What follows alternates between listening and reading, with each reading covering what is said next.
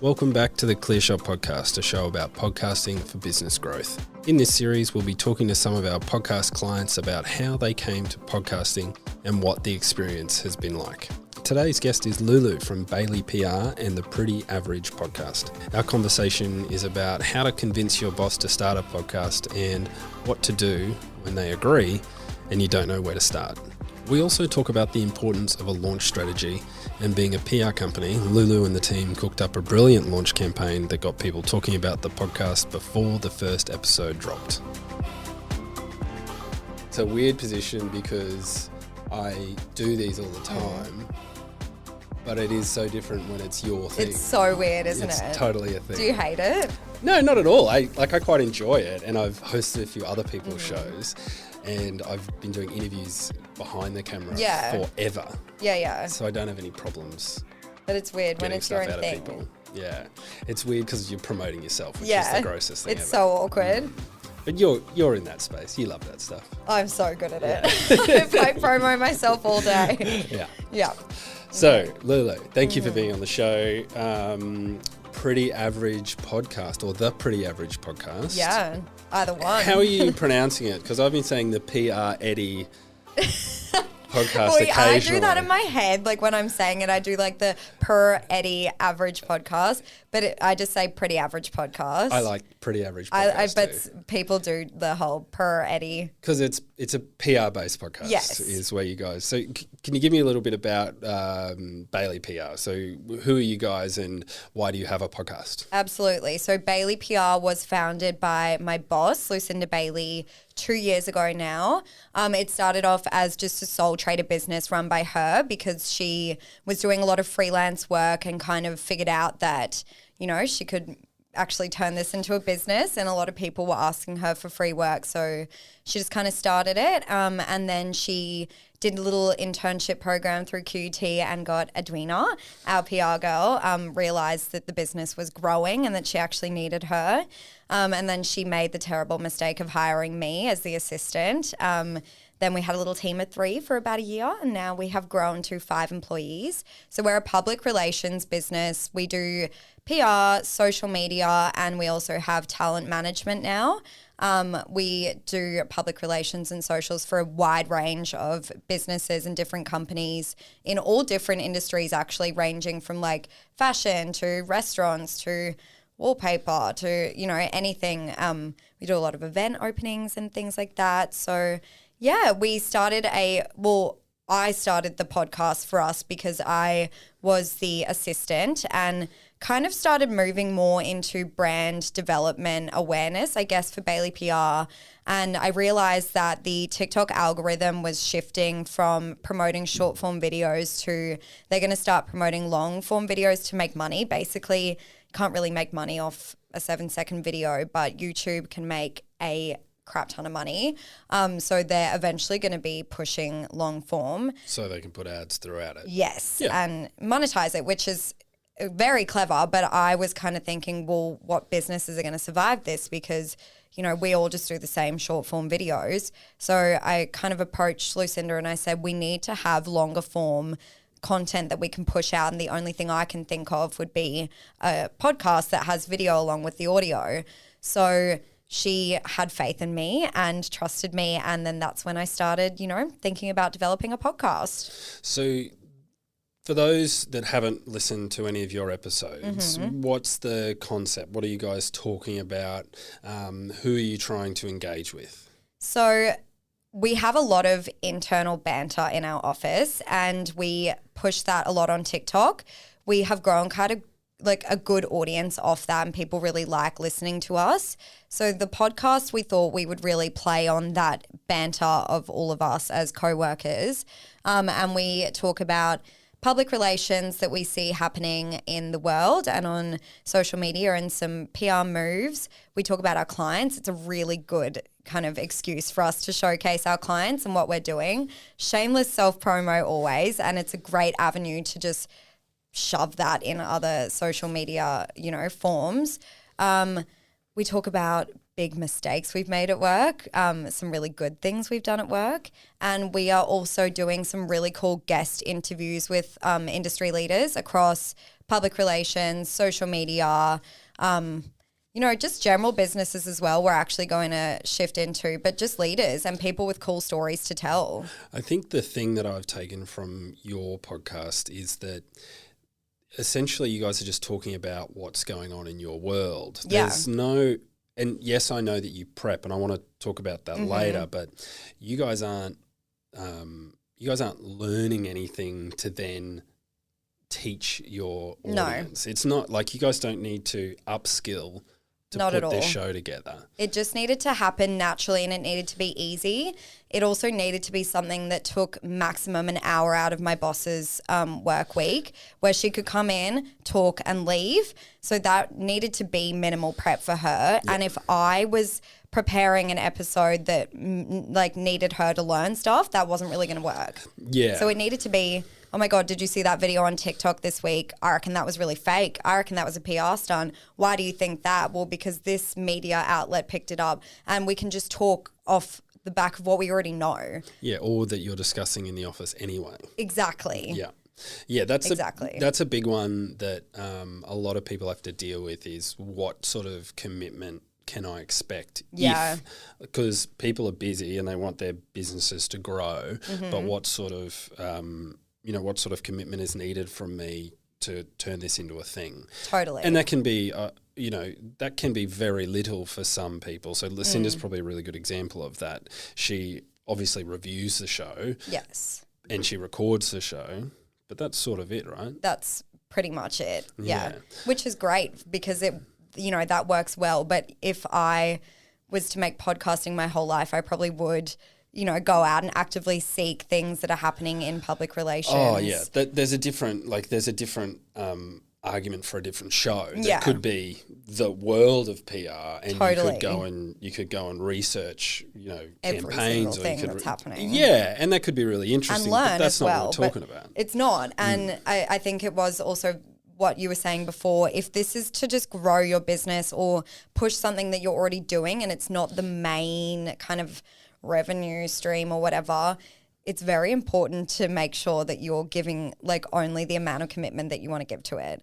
I don't have the time myself to sit down and prep 2 hours for each podcast. Absolutely not. Not at all. Yeah. I do probably 20 or 30 minutes, absolute maximum.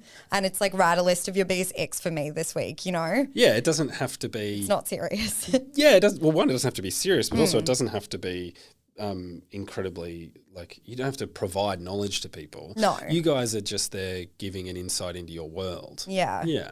And people are interested in that. Don't know why. Could not tell you why. But I think it's an entertainment thing for it is an entertainment thing, but it's also, it does work for business. And I think that's kind of the energy that we have as a company, is that we are a serious business, but we are also not pretending that we're not young, fun girls that have banter and operate in a very, I guess, non-conventional way in our office. And I think people like seeing that, because a lot of my friends and people I know work in a very boring 9-to-5 office, surrounded by very corporate men and women, and probably to hear girls screaming at each other over getting their hair done during work hours and things like that is probably quite entertaining to listen to. Sure. Yeah.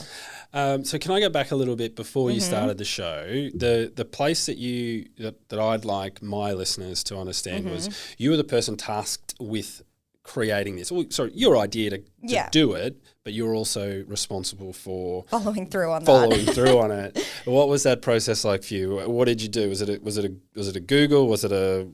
How did you come about it? So after I had the bright idea and I pitched it, I then was absolutely terrified because I realized I had to learn how to run, film, produce, edit, market a podcast, stuff that I'd never done before, and also skills that I absolutely don't have kind of in any way, shape or form. I have no video editing skills properly other than Instagram Reels and TikTok. CapCut. And I don't have any audio skills. I don't have any of those. So I guess where I began was trying to teach myself. So I was Googling, how do I film a podcast. Yep. And I was watching videos and I was going, yeah, I don't have the time for this. This is going to be a huge waste of time, money in me, like money in my time and wages, and it's not going to be good. And so then I kind of, I guess a little bit went off on my own and started researching podcast studios,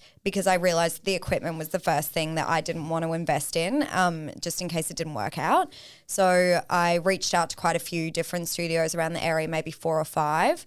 None of them really had the answers that I was looking for, because I needed help in the editing as well. Clearshot Digital, you on your website, you actually had like packages, is what I remember being like, okay, that's what I need. So I reached out to you and I said, can I come in and actually have a chat with you about the package that you offer to, I can't remember exactly what was in your package, but there's a certain amount of episodes that you can film, plus editing help, plus a few actually edited and given to you. And then I remember sitting down with you and I was saying, you know, is there a way that you would be able to teach me how to do this? And I remember you being like, I mean, yes, but it's going to take a long time and it's probably not going to be worth it. Yep. So then we kind of went off on our separate ways, had a bit of a think, both of us, and then you saved my life.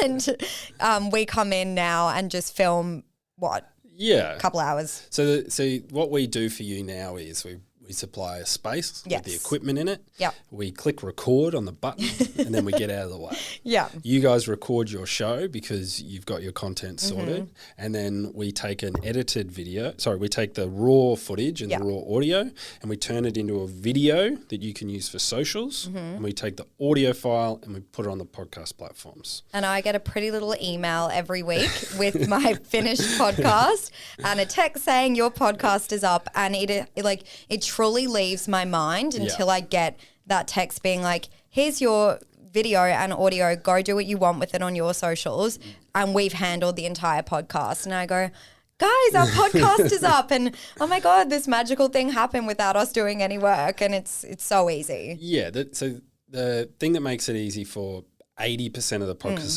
that we do, including this one, is that it's a conversation. There are parts of the conversation that need to be cut out, but usually it's really obvious. Yeah. So people get it pretty quickly, and it takes a couple of episodes of recording where you realise the parts of the show that can go or that you can redo. Yeah, right. And where you have to go back to. Yeah. Because I know originally I pulled you guys up and said, let's do that again. But now when you record by yourselves, you go, hey, Nick, can I do that again, please? We do. We leave Where do we go back to? Note messages will be like, Nick, go back, edit that.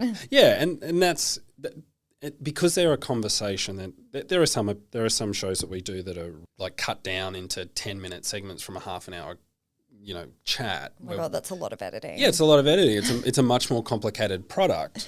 I'm glad that's not us. I'm glad it's not you as well.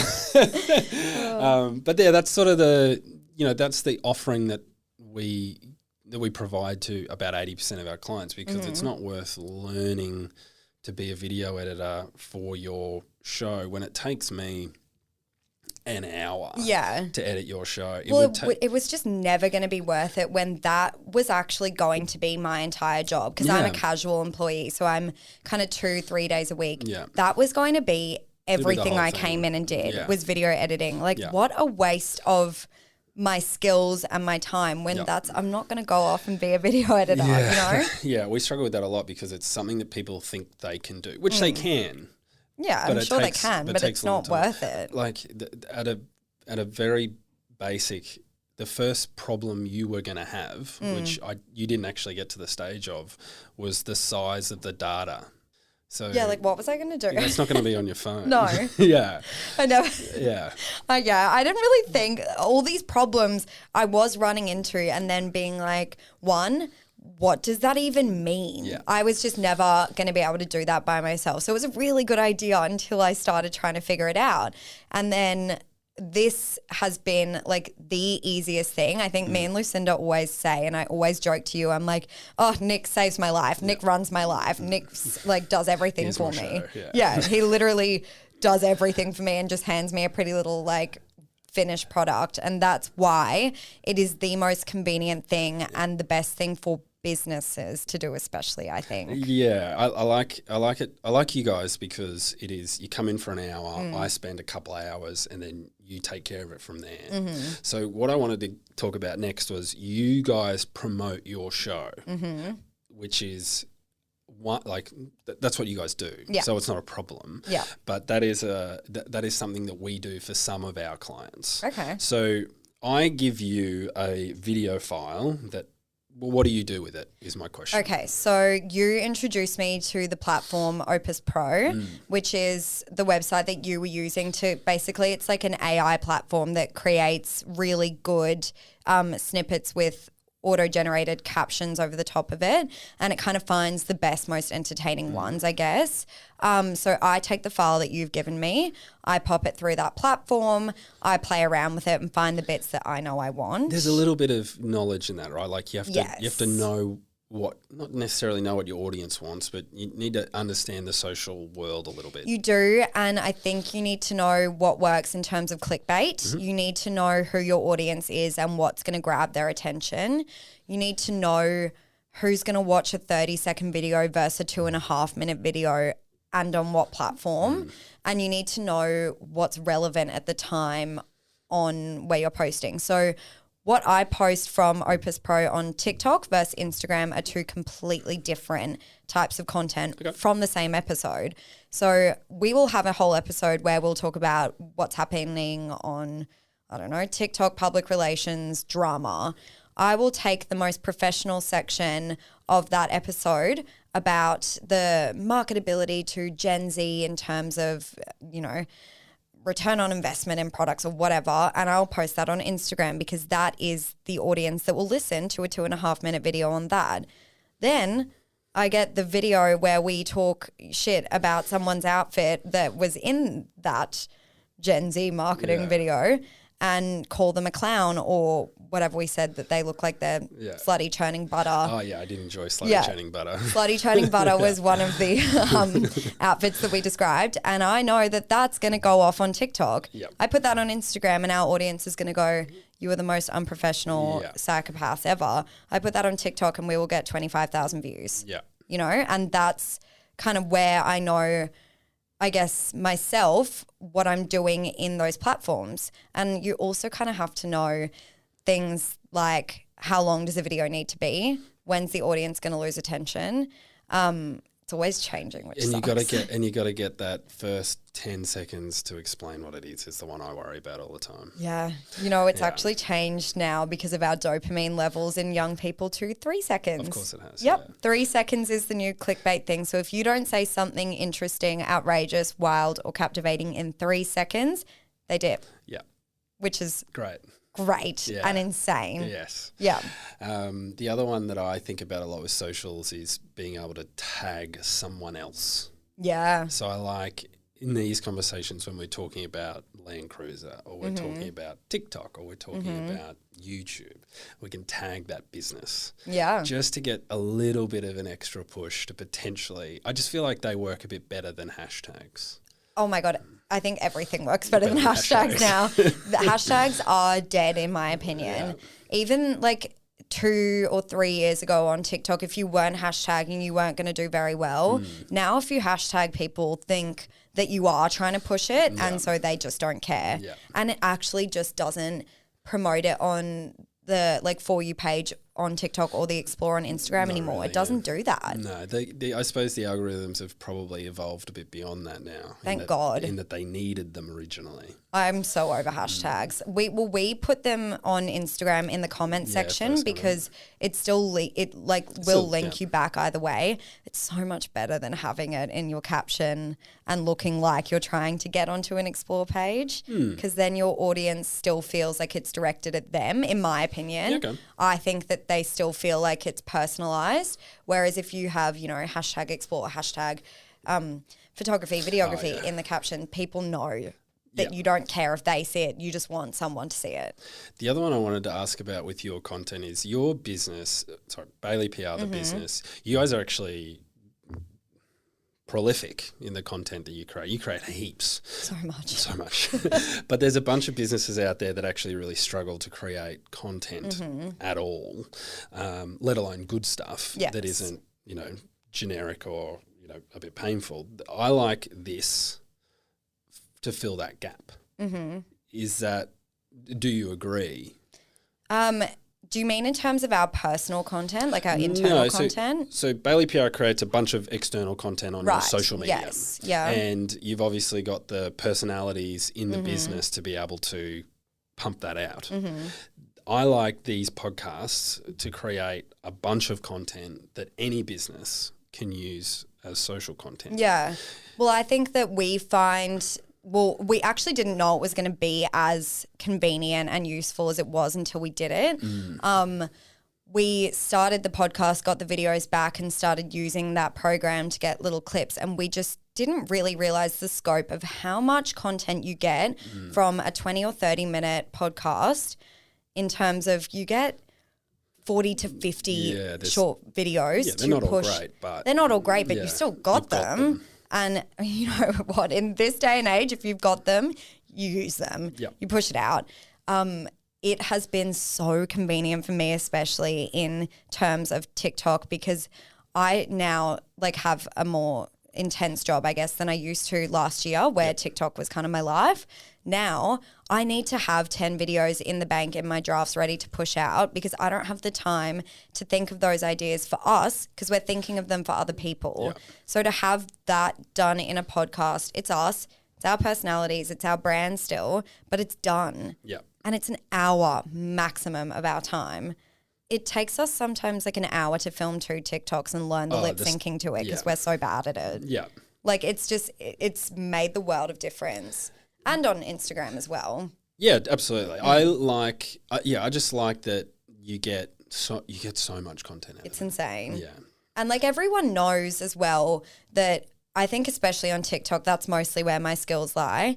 Everyone knows the post 3 times a day rule if you want to be famous. Sure. Well, it's true. Yeah.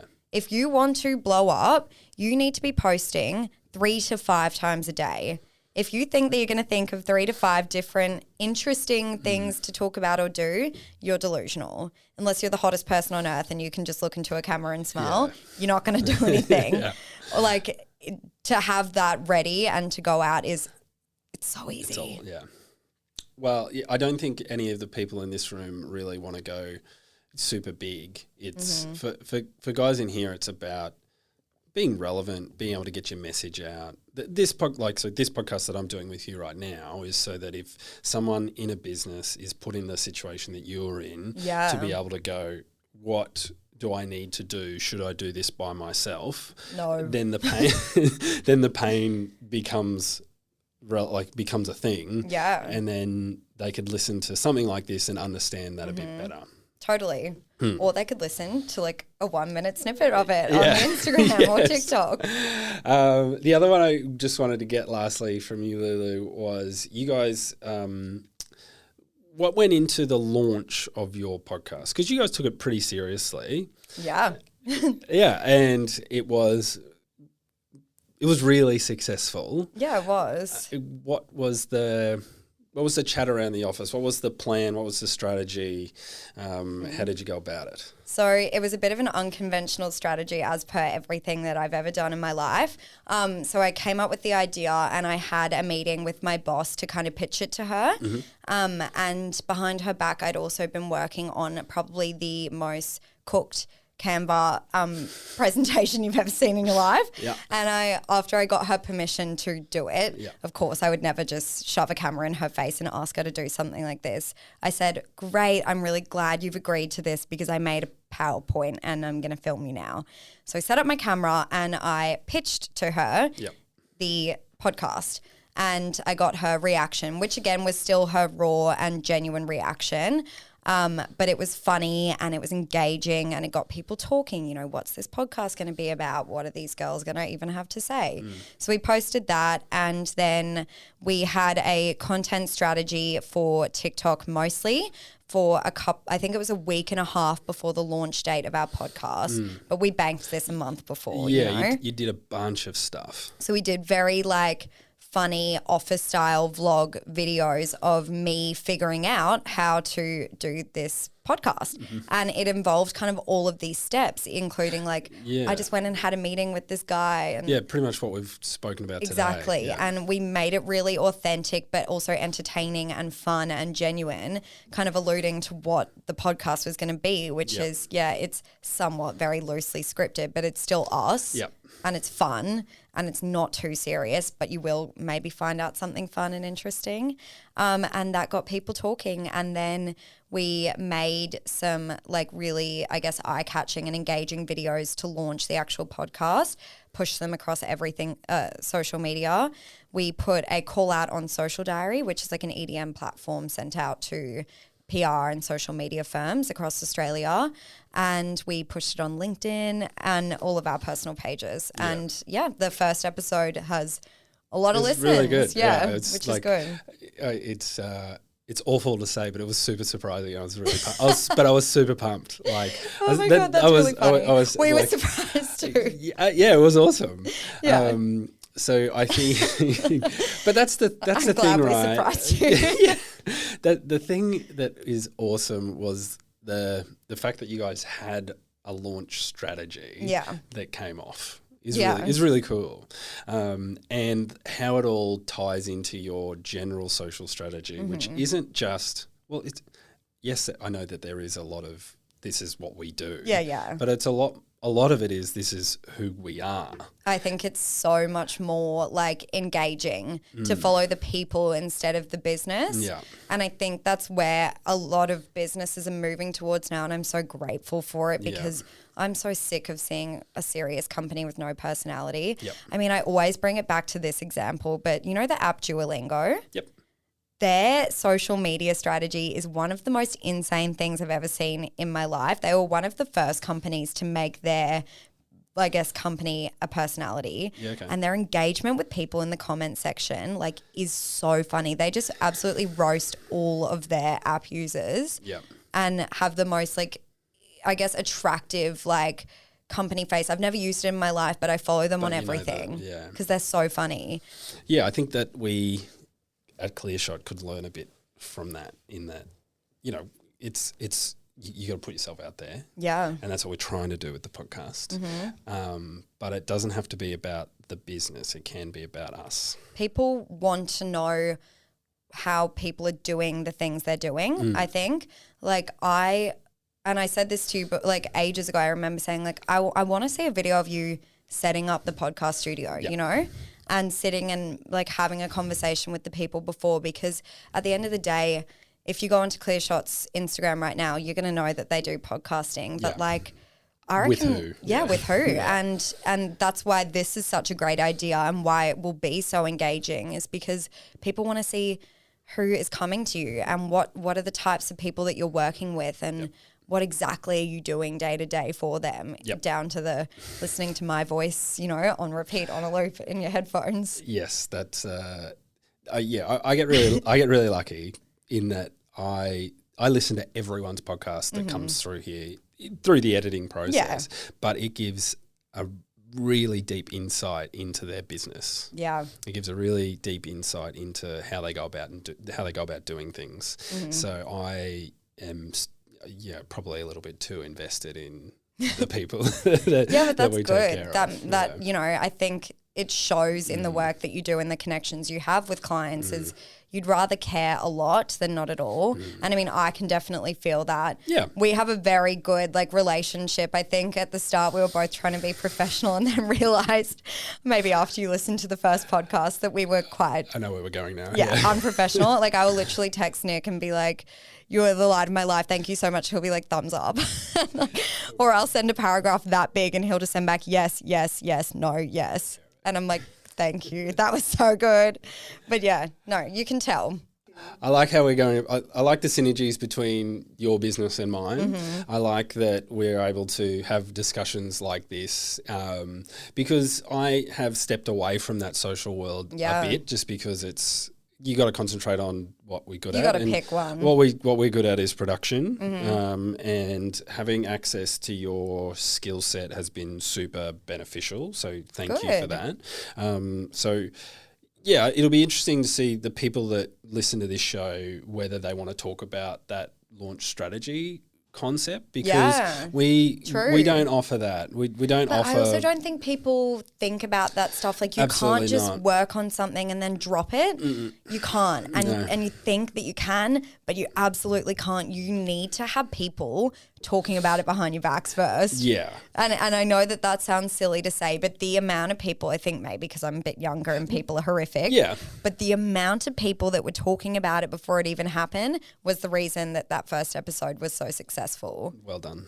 Thank you. Thanks for being on the show. Thank you for having me. If you guys want to hear more from me, I'll be back every week. Yeah. Well, actually, how often does your show come out? How do people get a hold of it? Oh, yeah. So we come out every Tuesday if we're on time, which is sometimes not, but mostly. And you can listen to it Spotify, Apple.